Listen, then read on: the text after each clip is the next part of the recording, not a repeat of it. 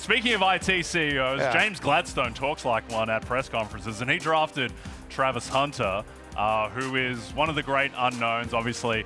So we take a look at his stats by position. I believe he played about 180% of possible snaps, and he did it all over the field as a wide receiver, lining up in the slot, lining up outside.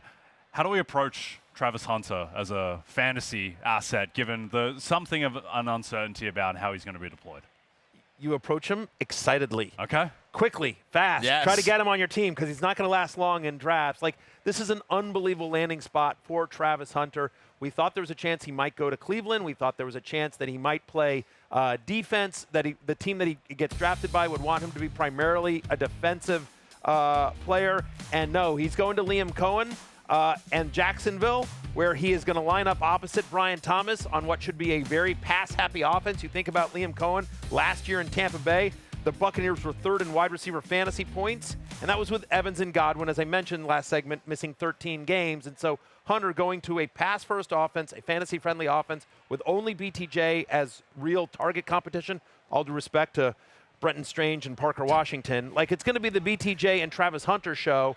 And, you know, Hunter is so good after the catch. They're going to manufacture touches for this kid. When you think about the draft capital of what Liam Cohen and James Gladstone did to go up and grab him, like, that's one thing that I think gets missing in fantasy analysis sometimes is the human element of it. Liam Cohen and James Gladstone are new to this team, and they pushed all the chips in the middle and say, we're going and getting this guy. And so what that means is they need Travis Hunter to work in the worst way. It's the statement from a new regime. And when you make a statement as a new regime, you're going to do everything you can to make that work. So I think when you look at Travis Hunter on this team, it's going to be offense as the priority, which is what we care about in this situation. And I've said it before, if you just evaluated him as a wide receiver, or if he only played wide receiver at Colorado and was able to grow into that position, he'd be as good as a wide receiver prospect as we're accustomed to seeing typically, you know, with the top guys. So I love this, and I'm with you, Matthew. There's value now. There won't be value for long. People are going to catch on. Travis Hunter is going to be awesome in that offense right away. Yep. Connor Tetairoa McMillan, a.k.a. T-Mac, is your number one wide receiver. What do you think of his landing spot and the fit with Bryce Young? Well, number one, obviously the targets are going to be there. He's going to live on the perimeter. Bryce is accurate, right? Yeah. Bryce's problem is really under pressure. Obviously, there's been lack of size. You'd like to see him create more plays. But when comfortable, Bryce is very, very accurate. McMillan is somebody that plays in a phone booth, plays above the rim. He's going to eat all the targets in this offense. He should be seeing a ton of red zone looks, which we're absolutely going to love. And he's simply got the talent. So I like this landing spot for McMillan. There's no ramp up. There's no, hey, you're the number one. Like, you're the guy. And I know if people are looking at, you know, Xavier Legette or any of the veterans there, it's McMillan's show. That's why you take him in the top 10. Bryce Young, throw it to him even when he's not open. And quietly a better offense than I think I get credit for. Bryce Young played a lot better of the second half of last year as well. Carolina last year finished actually top 8 in wide receiver target share and wide receiver red zone targets last year. And now you get a big target in the red zone like T-Mac.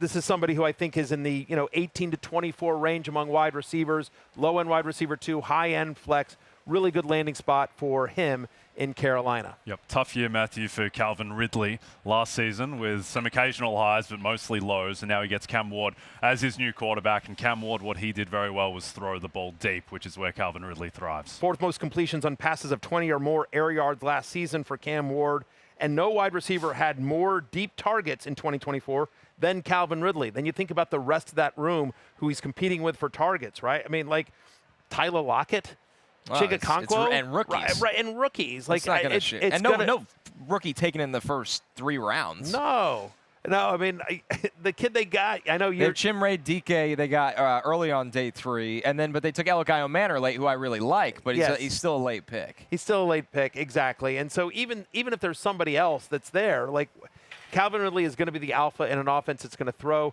and have a much more improved passing offense this year as well. So he's one of the loves out of the draft. Yep. Jerry Jeudy, Connor, was... And I feel like he's going to be a sleeper this year just because there's nothing sexy about Calvin Ridley. No. He's been around for a long time. Tennessee's a small market. You're just kind of be like, you know what I mean? Like there's going to be buzzy guys that people want. Yeah, it'd be like Adam Thielen from a couple years ago. I was like, we're going to look up and like Calvin Ridley in week 8 is going to be like a top 15 wide receiver throughout the first half of the season. Everyone's going to go, wait, what? Cam Ward elevates pass catchers. Yes. I cannot say that enough. That's what all the guy has done throughout college. He will continue to do it in the NFL. Yep. Jerry Jeudy finished 7th among wide receivers in targets last season. Connor, do you think that can continue given that there's not a great deal else? If Joe Flacco's back there, then it absolutely can continue. Flacco's comfortable in this offense. Obviously. Not his name. Yeah, comeback player of the year, Joe Flacco. Thank you. Not forget, by the way. But yeah, there's a comfort in this offense for him now. If it somehow is Kenny Pickett or Dylan Gabriel, I would actually feel more confident in Shedeur Sanders than both of those guys. Then my confidence would really go downhill. But if Joe Flacco is back there, Jeudy will be peppered with targets because that's what Joe Flacco does to the #1 wide receiver on each team he plays on. 145 targets last season, was 7th most among wide receivers. They did not draft a wide receiver. Yes, they've got Njoku there, but, other than Jerry... Cedric Tillman.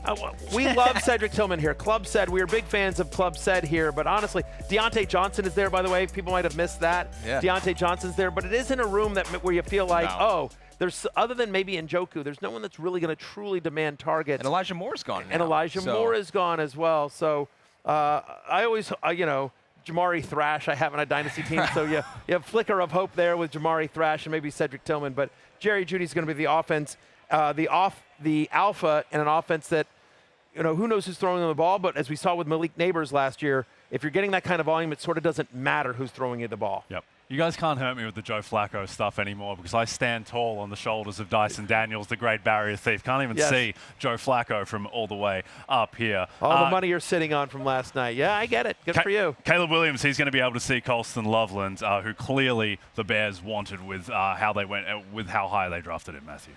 When Ben Johnson was in Detroit, the Lions were 8th in tight end fantasy points, right?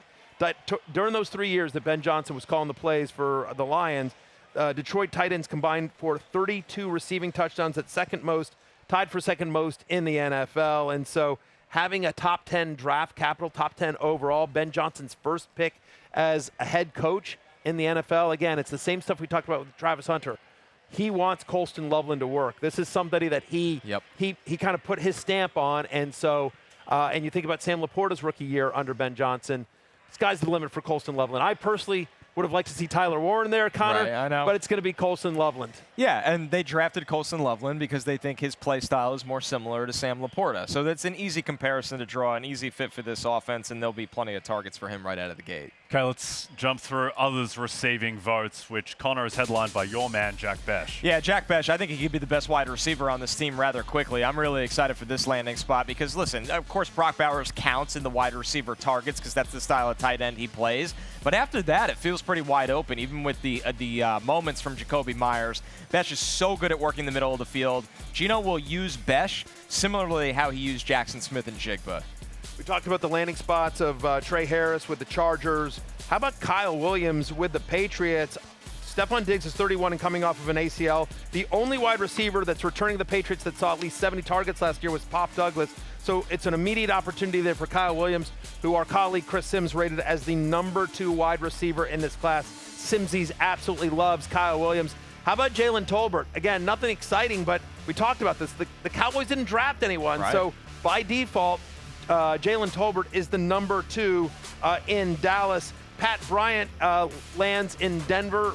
We saw a nice growth out of Bo Nix last year. Other than Cortland Sutton, there's no one that's really established in that wide receiver room. Sutton, by the way, final year of his deal. Marvin Mims, Devon Bailey, not big target earners. And finally, Mason Taylor there for the Jets we talked about.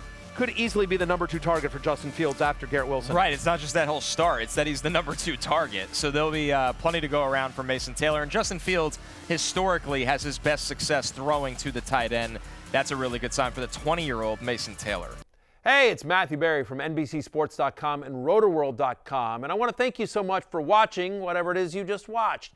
Or if nothing else, being too lazy to click out of the autoplay after this video started, after whatever it is you actually wanted to watch finished. But now that you're here, I'd like to take a moment here to ask you respectfully now, okay? I'm asking you respectfully to subscribe to the NFL on NBC YouTube channel. You'll get the latest RotoWorld fantasy news headlines, all sorts of great shows, including my own Fantasy Football Happy Hour. So go subscribe now. Again, I'm asking respectfully.